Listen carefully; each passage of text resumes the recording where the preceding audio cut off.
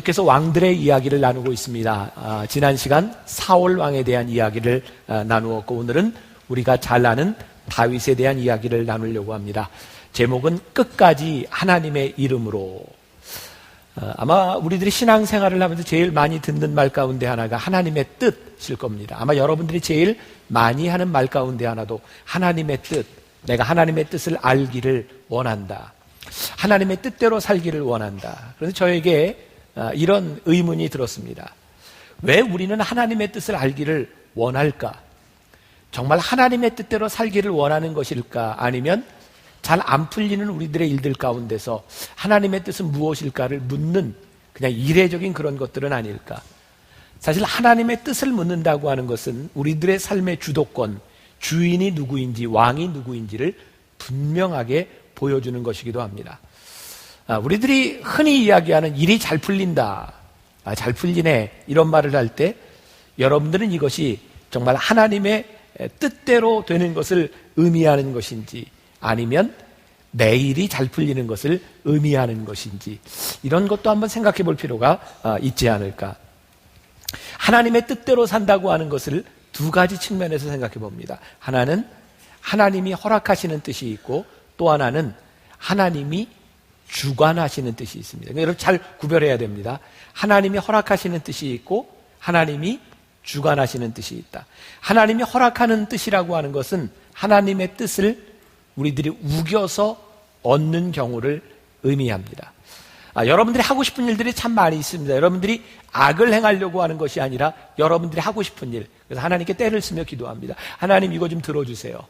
근데 얘는 당최 안 들어주면 기도가 끝나지를 않아요. 그래서 하나님이 들어주실 때가 있습니다.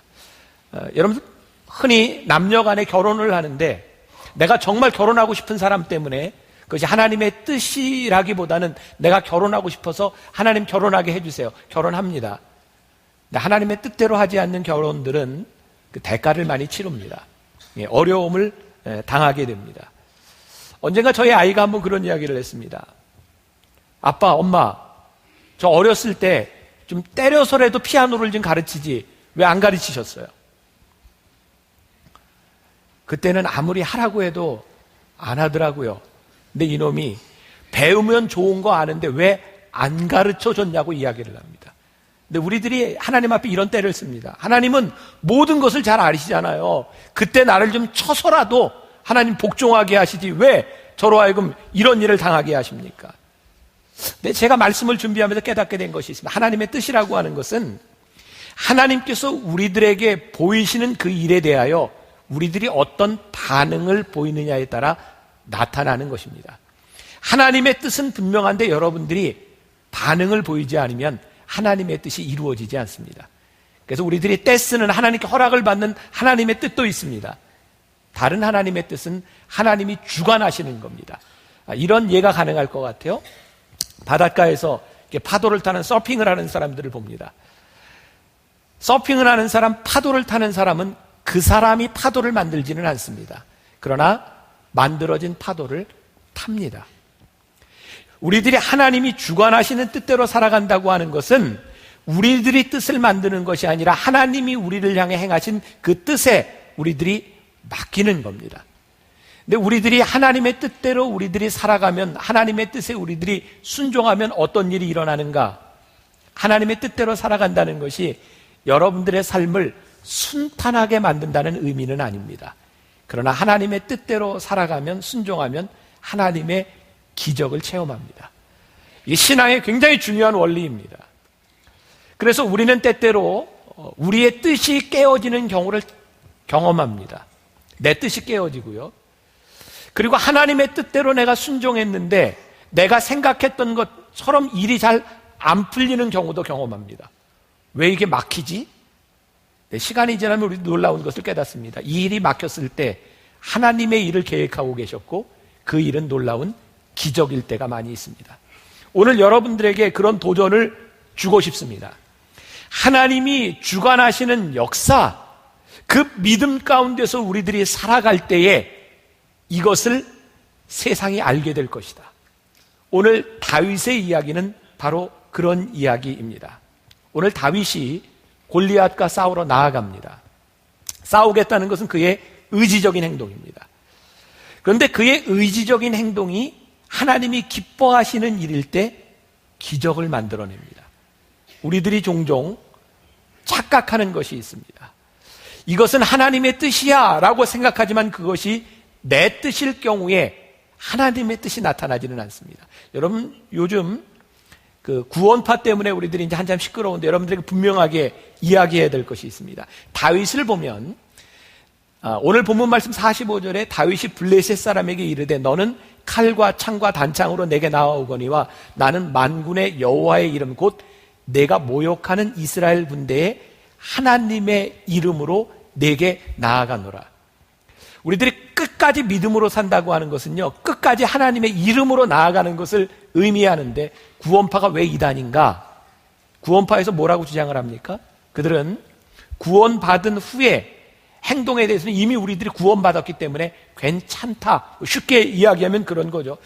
회개와 믿음, 그것이 그들에게 빠져 있습니다. 계속해서 회개하는 것을 보면 너는 구원받지 않았다라고 생각합니다. 그래서 구원받은 사람들의 행위가 이미 구원받았기 때문에 그 다음의 행위는 하나님의 뜻에 맞는가 그렇지 않은가 그렇게 중요하지 않습니다. 이미 구원받았다는 거예요. 저는 적어도 우리들이 하나님 앞에 구원받은 백성으로 살아간다고 하는 것은 끊임없이 하나님의 이름으로 살아가는 것을 의미하지 구원받았기 때문에 이제는 내 뜻대로 살아갈 수 있다는 것을 의미하는 것은 아닙니다. 구원파가 왜 비도덕적이고 비윤리적입니까? 여러분, 하나님을 믿는 사람은 절대로 비윤리적이지 않습니다. 비도덕적이지 않습니다. 왜냐하면 하나님의 이름은 인격적이기 때문입니다. 여러분들이 하나님의 이름을 믿는 믿음을 가졌다면 여러분들 안에서 참다운 하나님의 영광이 드러나야 합니다. 사울은 겸손해서 하나님 앞에 쓰임받았습니다. 그러나 그가 자기의 고집을 꺾지 아니하고 그가 자기를 드러내려고 할 때 하나님이 사울을 버리셨다고 되어 있습니다. 다윗은 보잘것없는 사람이었습니다. 사울에 비하면. 그러나 그가 하나님께 불리움을 받았을 때 그가 끊임없이 하나님의 뜻을 따라 살려고 노력했을 때 하나님께서 그를 버리시지 않았습니다. 제가 오늘 말씀을 이렇게 묵상하며 저에게 떠오른 그림 같은 모습입니다. 오늘 본문 46절에 보니까 오늘 여호와께서 너를 내 손에 넘기시리니 내가 너를 쳐서 내 목을 베고 블레셋 군대의 시체를 오늘 공중의 새와 땅의 들짐승들에게 주어 온 땅으로 이스라엘의 하나님이 계신 줄 알게 하겠다. 저는 이 말씀을 보면서 이 다윗이 영적인 파도를 타고 있다는 생각이 들었어요. 지금 그게 말하는 게 너희를 내 손에 맡기실 거야. 너를 쳐서 내 목을 베고 너희 군대의 모든 시체가 새 먹이가 될 거야 라고 하는 것이요, 그냥 하는 이야기가 아니라 다윗이 믿음을 가지고 믿음의 파도를 탔습니다. 어쩌면 그는 뭐 이런 느낌이었을 것 같아요. 이 전쟁이지만 하나님께서 이기게 해주실 거야. 기쁨이 그 속에는 넘쳤던 것 같아요. 하나님의 이름으로 우리들이 나아갈 때는 우리들에게 소망이 있습니다. 하나님의 이름으로 나아갈 때는 우리들에게 소망이 있다. 세월호가 워낙 큰 사건이기 때문에 제가 한번 짚고 넘어가야 된다는 생각이 드는데 참 마음 아팠던 게 이런 거예요. 이 사건을 지나가면서 우리 민족 스스로가 우리를 정말 보잘것없는 이 정부를, 이 나라를 정말 비참하게 우리들이 짓밟고 있다는 생각이 들었어요. 잘했다는 것 아닙니다. 잘못한 건 많습니다. 근데 우리들이 하나님의 이름으로 믿음을 가지고 살아가는 사람이라면 우리들 스스로가 이 가운데서 어떤 태도를 보여야 될까? 저는 여러분들에게 소망이 있어야 된다고 생각합니다. 왠지 아십니까? 이 나라와 이 민족이 가장 힘들었던 때 구한 말에 이 쓰러져가는 이 민족 가운데 하나님이 믿음의 사람을 세우셔서 이 민족을 바꾸시고 여기까지 인도하셨던 것처럼 희망이 없는 것 같고 소망이 없는 것 같은 이 세상 가운데 하나님의 사람을 세우시면 여기에 소망이 있다고 선포할 수 있고, 이 나라와 이 민족이 그렇게 찌질이 같은 민족이 아니라 하나님이 우리와 함께 하시면 세우실 나라를 바라볼 수 있는 소망을 이야기할 때 우리들이 믿음 있는 사람이 아니겠는가? 우리가 잘했다는 것이 아닙니다. 못했음에도 불구하고 우리가 믿음이 있으므로 우리들에게 소망이 있는가?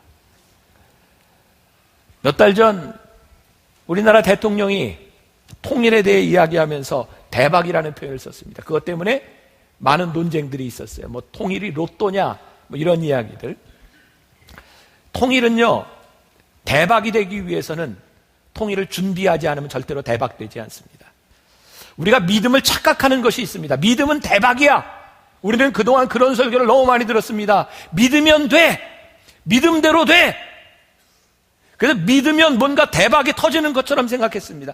그런데 제가 하나님의 말씀 앞에 정말 진지하게 물었을 때 믿음은 그런 대박이 아닙니다. 믿음은 여러분들이 믿기 때문에 이루어지는 것이 아니라, 여러분들의 믿음이 이루어지는 것이 아니라 그 믿음이 하나님 앞에 올바로 서 있을 때, 그리고 그 믿음으로 여러분들이 무엇을 하느냐에 따라 이루어지는 것이지, 여러분들이 믿는 대로 다 이루어지는 것이 아닙니다. 죄송합니다. 제가 요즘 또 이상한 거 배우고 있어요. 스케이트, 스피드 스케이팅. 얼마나 재밌는지 몰라요. 빙상장에 참 너무 재밌어요. 근데 제가 속으로, 나는 목사니까 믿음이 있으니까 나는 잘 탈 거야. 나는 내일 가면 무지무지하게 잘 탈 거야. 타지겠습니까? 연습해야 합니다. 연습해야 합니다. 근데 우리가 믿음을 그렇게 생각한다니까요. 내가 하나님을 믿으니까, 내가 믿으면서 기도하니까 이건 될 거야. 믿음은 그런 게 아니라는 말씀입니다. 오늘 다윗을 통해서 우리들이 깨달아 알아야 되는 것이 있습니다. 다윗의 승리는 그가 알고 있었던 믿음을 선포했을 뿐만 아니라 그는 믿음의 삶을 살며 준비한 사람이었습니다. 저는 믿음을 인격이라고 여러분들에게 정의한 적이 있습니다. 여러분들이 믿음을 가진다면 그 믿음대로 살아갈 때 잘못되지 않는 이유는 믿음이 인격이기 때문에, 하나님의 말씀에 우리들이 어긋나지 않는 인격을 살아가기 때문에 그 믿음이 우리들에게 기적을 일으키는 것이지, 여러분들이 소원하는 것이 믿음이라고 착각하지 말라는 겁니다.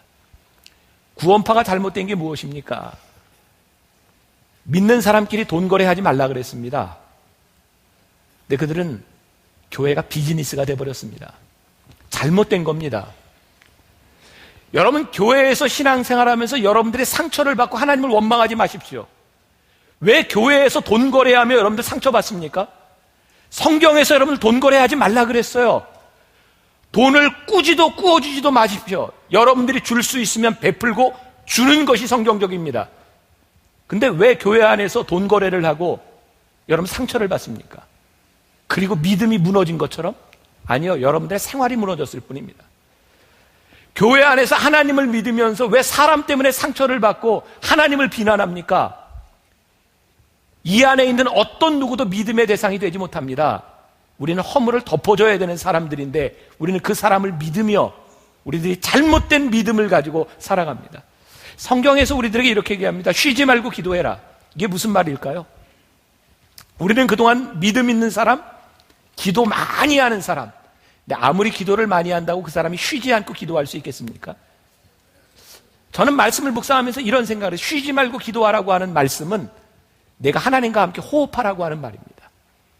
그러니까 우리들은 기도의 시간으로 저 사람이 철야도 많이 하고 뭐 작정 기도도 많이 하고 금식도 많이 하니까 믿음이 좋은 사람이라고 생각했을지 모르지만, 그것이 하나님과 함께 호흡하는 믿음이 아니었다면 그 기도의 시간들은 자기의 노력일 뿐입니다. 여러분 오해하지 마세요. 제가 여러분들의 기도가 무가치하다는 것이 아닙니다. 여러분들의 기도가 인격적으로 하나님 앞에 올바로 서 있을 때 그 기도가 기적을 이루는 것입니다.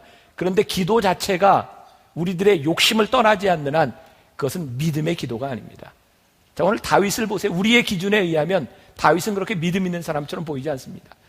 어디 오늘 말씀에 다윗이 골리앗하고 나가 싸울 때 다윗이 부흥에 참석했다가 가슴이 뜨거워지더니 뭐 물맷돌을 들었다, 이런 말씀 없습니다.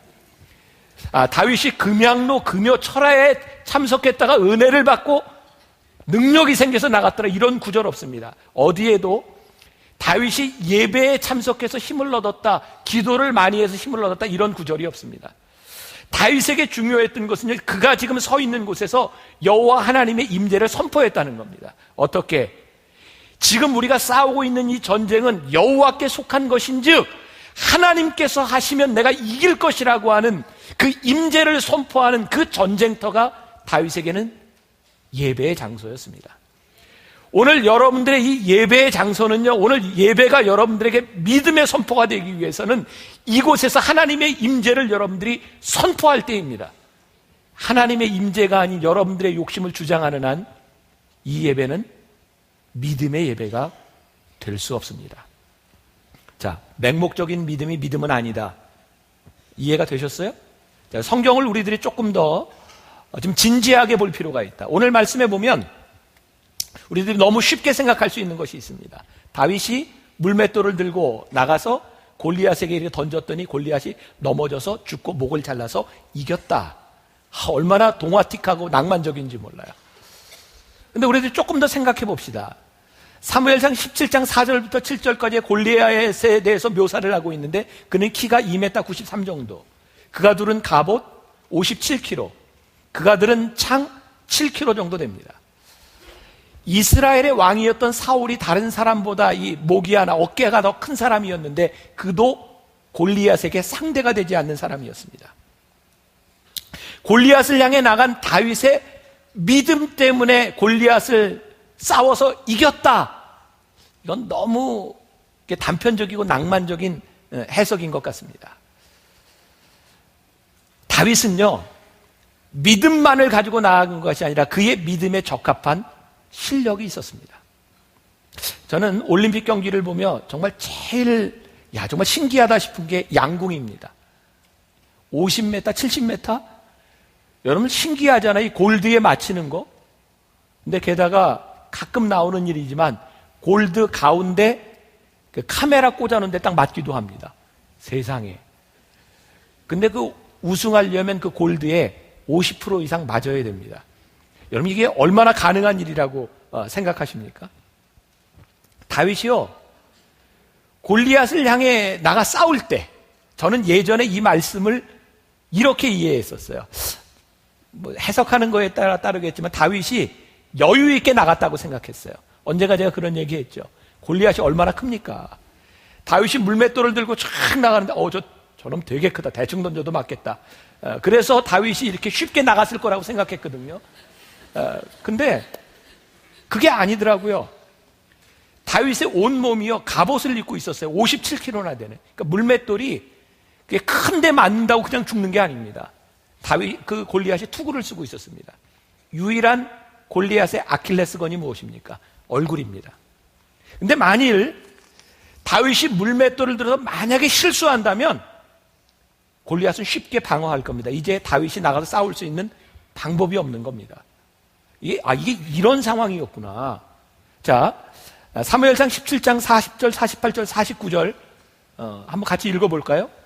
손에 막대기를 가지고 시내에서 매끄러운 돌 5을 골라서 자기 목자의 제구 곧 주머니에 넣고 손에 물매를 가지고 블레셋 사람에게로 나아가니라. 블레셋 사람이 일어나 다윗에게로 마주 가까이 올 때에 다윗이 블레셋 사람을 향하여 빨리 달리며 손을 주머니에 넣어 돌을 가지고 물매로 던져 블레셋 사람의 이마를 치매 돌이 그의 이마에 박히니 땅에 엎드려지니라. 이거 좀 상상을 해보세요. 저는 이런 참 성경을 그렇게 봤던 거죠. 다윗이 물맷돌 가지고 나서 샥 던졌더니 서 있는 골리앗이 맞은 거라고 생각했는데 말씀을 보니까 어떻게 지금 싸우려고 둘이 달려 나오는 겁니다. 여러분 옛날 영화 생각해 보세요. 말을 쫙 장군이 짜짜짜짜 나오면서 칼을 들고 쫙 오고 다윗은 그 뛰어가면서 그 주머니에 손을 넣고 물맷돌을 들고 뛰어가면서 던진 거예요. 이게 어떻게 가능하다고 생각하세요? 다윗이 어느 정도의 실력을 가진 사람인지 이해가 되십니까? 뛰어나가면서 주머니에서 손을 넣어서 빡! 이게 결코 쉬운 상황이 아니라면. 다윗에게 있어서 이런 노력이 있었구나. 그런데 17장 34절부터 37절까지 제가 이야기로 할게요. 말씀 띄우지 마세요. 다윗이 사울에게 이렇게 얘기합니다. 주의 종이 아버지의 양을 칠 때에 제가 사자와 곰과 그들이 나와서 새끼를 이렇게 죽이려 할 때 제가 싸워서 이겼고 때로는 내가 위험을 당할 때 그 발톱에서 하나님이 나를 보호해 주셨습니다. 다윗은 그가 양을 치며 정말 많은 전투를 경험합니다. 그리고 움직이는 사자와 움직이는 곰을 돌로 맞춘 거예요. 다윗이 이 정도의 실력을 가지고 있었기 때문에 그는 하나님 앞에 나가서 하나님, 전쟁은 여호와께 속한 것입니다. 제가 지금까지 쌓았던 실력이 있는데 주님, 제가 이것을 가지고 나가서 싸우겠습니다. 다윗은 적어도 그렇게 나간 것이지 맹목적으로 전쟁은 여호와께 속한 것인즉 제가 이기리라 믿습니다 이러고 나가지 않았다 이 말이에요. 믿음을 제대로 이해할 필요가 있겠다는 생각이 들었어요. 다윗이 싸울 때 왜 기적이 일어났을까? 하나님이 대신 싸워주신 것이 아니라 하나님의 사람으로 실력을 갖춘 다윗을 통해서 하나님이 역사하신 것이 기적의 사건이다. 자, 여러분들, 왜 교회가, 왜 믿음이 힘을 잃었는가? 우리들은 하나님 앞에 이런 기도를 참 많이 해서 하나님, 저 부족한데 하나님 저 도와주세요. 여러분들 자녀들의 실력이 부족한데 하나님 이번에 시험을 잘 보게 해주세요. 그래서 여러분들 자녀들 가운데는 실력이 안 되는데 하나님의 은혜로 대학도 붙고 취직도 되고 하나님의 은혜입니다 라고 고백하는 것이 있습니다. 하나님 그렇게 역사해 주십니다. 저 이거 부정하지 않습니다. 왜냐고요? 저도 그런 경험이 있으니까요. 제가 대학교 들어갈 때, 신학대학 들어갈 때 저희 아버님이 너 신학교 공부 못해서 들어가는 거 아니다. 너 좋은 대학 들어갈 정도의 실력이 안 되면 너 안 보낸다. 근데 제가 그 정도 실력 안 됐습니다. 저 열심히 공부했어요. 그리고 학력고사를 보고 그 당시에는 집에 와서 TV로 채점을 할 때였습니다. 기적이 일어났습니다. 찍은 게 다 맞는 거예요. 어쩌면 찍은 게 맞았지? 이것도 맞았어요. 이것도 맞았어요. 정말 가슴이 벅차요. 그래서 제가 장학금 받고 우수한 성적으로 감리교 신학대학에 들어갔습니다. 들어갔더니 시험을 보더라고요. 모든 학생들은 영어 시험을 봐서 영어 클래스로 A, B, C, D 반에 나눕니다. 시험을 봤는데요, 기적이 더 일어나지 않더라고요. 제가 장학금 받고 들어가서 10반에 들어갔습니다. 얼마나 창피했는지 몰라요. 제가 대학원에 들어가기 위해서 이제 마음을 잡고 열심히 공부했습니다. 진짜 열심히 공부했어요. 그래서 교회에 하고 있던 사역을 다 내려놓고 나 이제 대학원 시험을 봐야 되니까 잠시 내려놓고 공부하겠습니다. 진짜 열심히 공부했는데 떨어졌어요. 그런 걸 그렇게 표현해, 창피가 찬란하다고. 아니 이거 말이나 안 하고 시험을 봤으면 이거 일까지 다 내려놓고 공부했는데 이거 떨어진 거예요. 그리고 떨어져서 제가 처음으로 태어나서 열심히 공부해봤습니다. 도시락 2개 싸가지고 시립도서관에 가서 그때 안경도 쓰게 됐고요. 저는 태어나서 처음으로 독일어로도 꿈도 꾸고 영어로도 꿈도 꾸고 제가 감리교 신학대학 대학원 수석으로 들어갔습니다. 믿어야 됩니다, 이거. 진짜예요. 그리고 제 삶이 바뀌었습니다.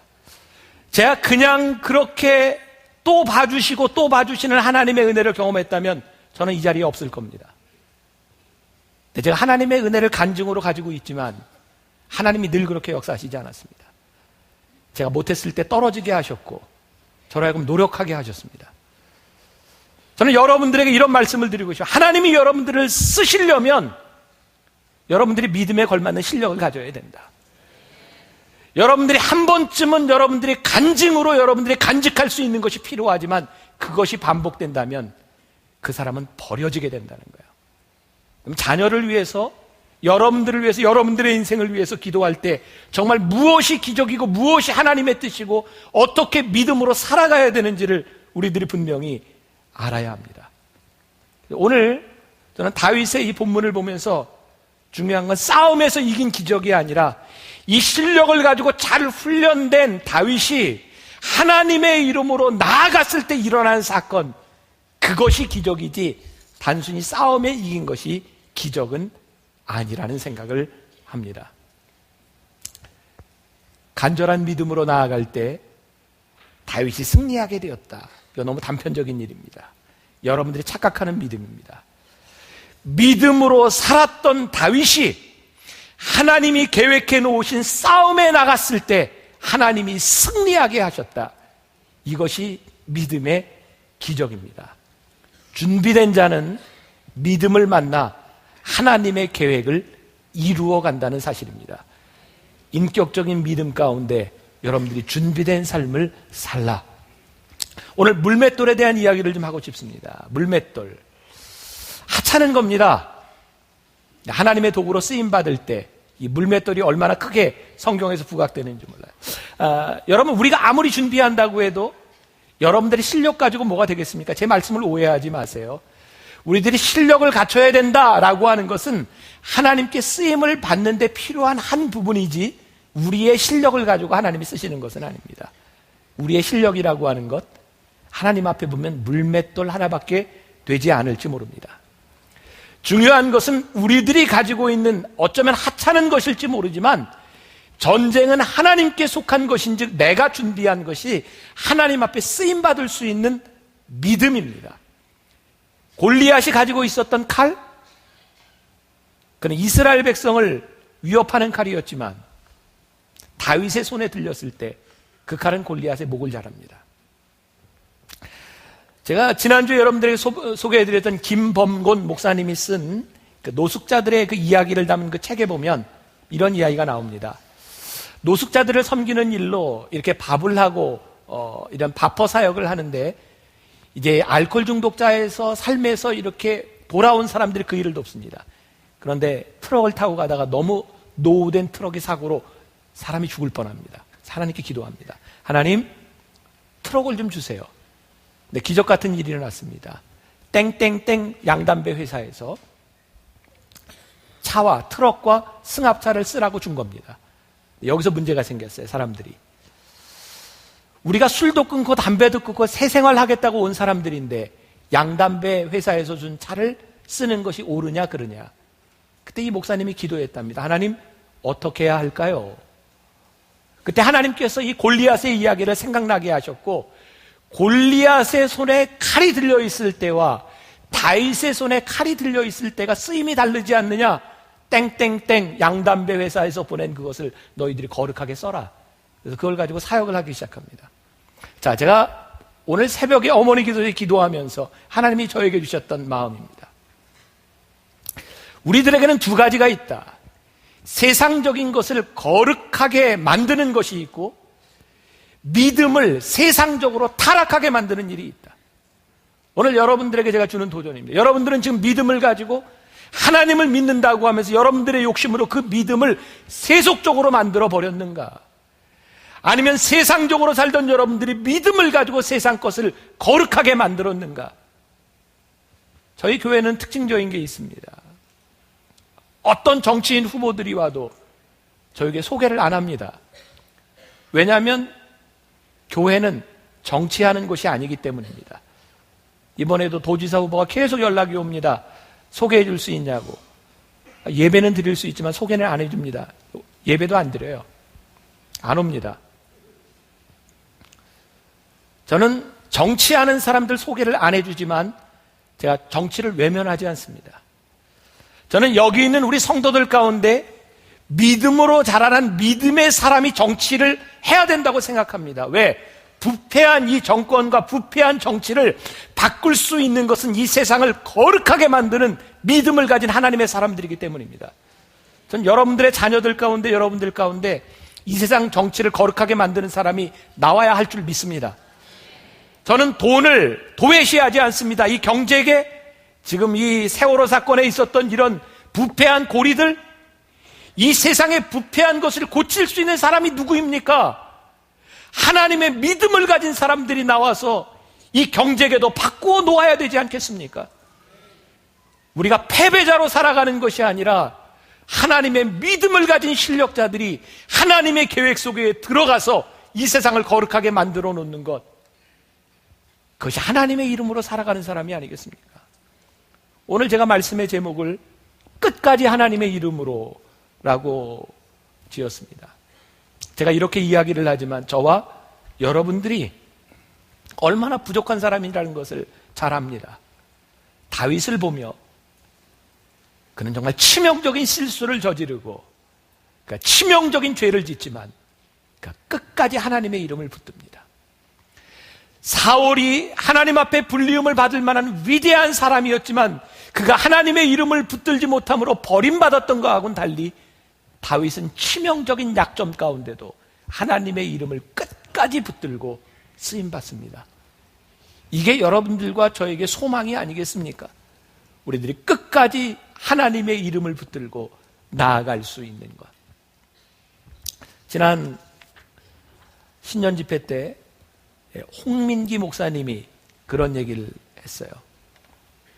여행을 하다 보면 비행기를 타고 여러 나라를 다닐 때가 있는데 그때마다 하나님께서 그런 마음의 감동을 많이 주시더라는 거예요. 전도해라, 이야기해라. 근데 홍민기 목사님이 하나님께 이렇게 기도를 했답니다. 하나님 비행기 안 타보셨죠? 비행기 타고 다니면서 옆 사람에게 말 거는 게 서로에게 얼마나 불편한 일인지 아세요? 하나님 안 타보셔서 몰라요. 근데 어느 날 영국 공항에서 옆에 있는 사람에게 말을 하라고 하는 감동을 주시더래요. 그래서 이렇게 얘기했답니다. 하나님께서 당신에게 말씀하라고 이야기하시네요. 되게 영국 사람이었는데 갑자기 눈물을 확 쏟기 시작하더랍니다.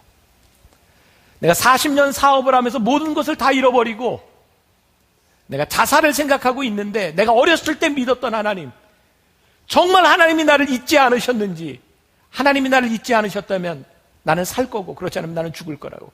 근데 지금 당신이 나에게 하나님이 당신에게 이야기하라고 하셨다고, 하나님이 나를 잊지 않으셨다고. 그때 홍 목사님이 이런 얘기를 합니다. 마음이 무거워졌다.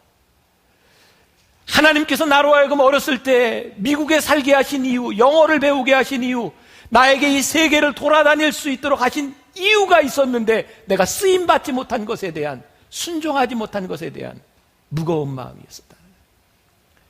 믿음의 역사는요, 하나님이 나에게 하도록 갖추어 주신 것과 하나님이 나에게 세워주신 계획에 대한 순종에서부터 이루어지는 겁니다. 저는 여러분들이 이 믿음의 훈련, 믿음의 순종이 여러분들에게 있었으면 좋겠습니다. 믿음은 맹목적인 것이 아니라 하나님과 동행하는 인격이고, 그 믿음은 순종하며 나타나는 것이고, 물맷돌처럼 부족하지만 하나님이 함께 하시면 하나님이 함께 하심으로 하는 일을 할 수 있는 것이 무엇인지를 드러내는 것, 그것이 믿음입니다.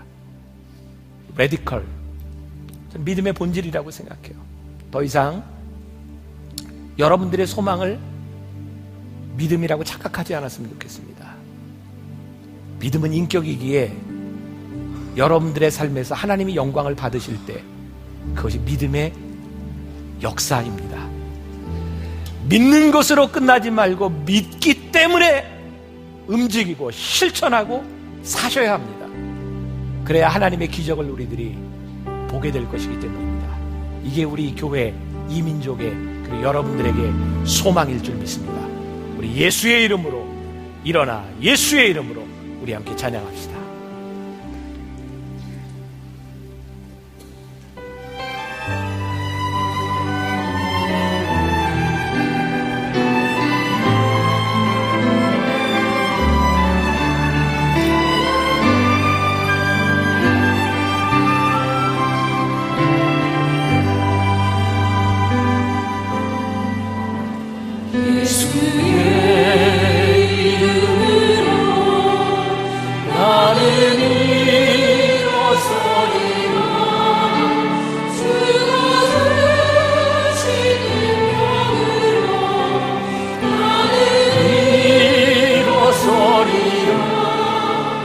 원수가 날 향해 와도 쓰러지지 않으니 주가 주시는 영으로 주가 주시는 영으로 주가 주시는 영으로 일어서리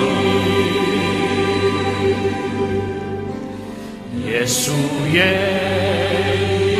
우리 봉헌하며 찬양합시다. 나를 일어서리라 주가 주시는 영으로 나는 일어서리라 원수가 날 향해 와도 쓰러지지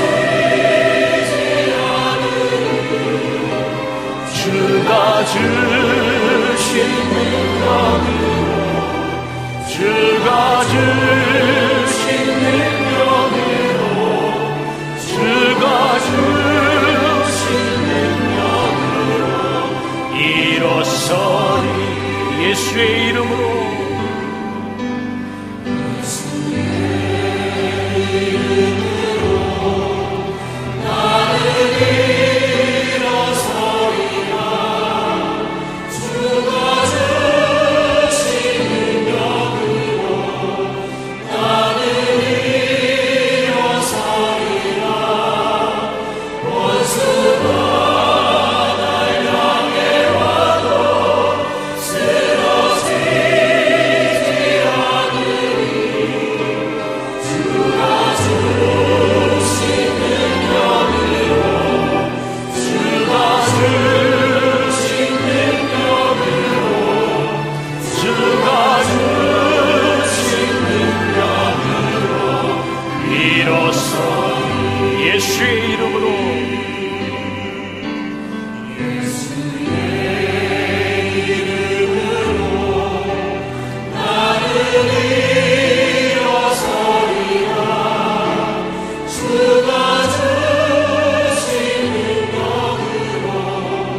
나는 일어서리라. 원수가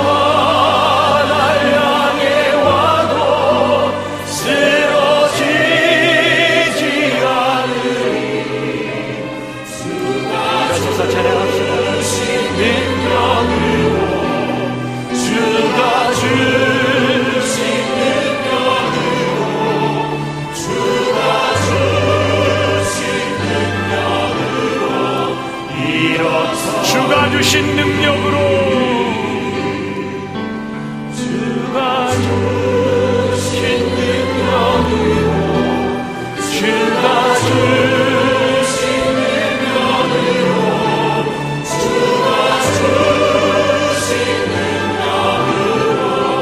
일어서 우리 다시 한번 주가 주신 능력으로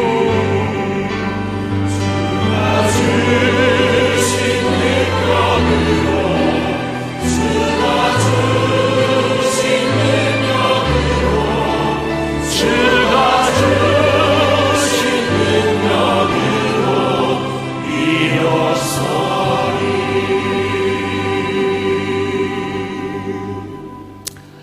오늘 우리들에게 믿음이 무엇인지 또 도전을 주셨습니다. 우리는 다윗을 위대한 사람으로 하나님의 기적을 체험한 사람으로만 기억하지만 그가 하나님 앞에 쓰임받기 위해 얼마나 치열하게 살았는지, 때로는 그의 삶의 범죄함 가운데서도 회개하며 기도하며 끝까지 하나님을 붙들었던 사람인 것을 우리로 하여금 알게 하셨습니다. 하나님, 믿음은 인격입니다. 하나님과 동행하며 하나님을 향한 믿음을 고백하는 것입니다. 우리 성도들의 삶 가운데 이 믿음이 살아나게 하여 주옵시고, 이 믿음이 이 민족의 소망이 되게 하여 주옵시고, 이 민족이 이 교회와 우리 성도들의 삶에 소망되게 하여 주옵소서. 오늘도 하나님 앞에 쓰여진 이 거룩한 예물들이 이 부패한 세상을 거룩하게 바꾸는 예물 되게 하여 주옵시고, 우리 성도들의 손길 하나하나를 통하여 이 땅 위에 거룩한 하나님의 나라가 이루어지도록 축복하여 주옵소서. 지금은 우리 주 예수 그리스도의 은혜와 하나님 아버지의 무한하신 사랑과 성령의 인도하심이 예수의 이름으로 믿음으로 주님과 함께 호흡하며 이 세상으로 나아가는 당신의 사랑하는 모든 백성들 위해 지금부터 영원까지 함께 하시기를 간절히 축원하옵나이다. 아멘.